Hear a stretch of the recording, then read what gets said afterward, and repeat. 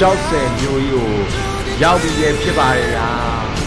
ဝေးကနေတန်းပြီးတော့ဝေးကူတောင်ကြီးကိုတန်းပြီးမြင်လိုက်ရတဲ့ဒါကြောက်စဲမျိုးပဲဆိုတော့တိတာစီတာပေါ့ဗျာ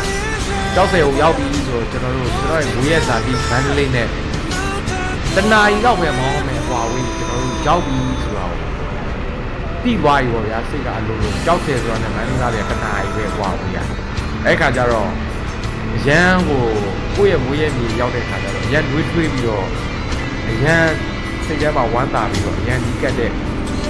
ဟောခံစားရတယ်ကဲအခုနေဝင်စည်းစာခြင်းနဲ့ဖြစ်နေပါပြီဒီကလည်းဝင်တော့မှာကြောက်စဲမျိုးကြီးကိုနေဝင်စည်းစာအလှကိုရှုခင်းကိုခံစားရင်းနဲ့ဖြတ်တန်းပါမယ်ဗျာကြောက်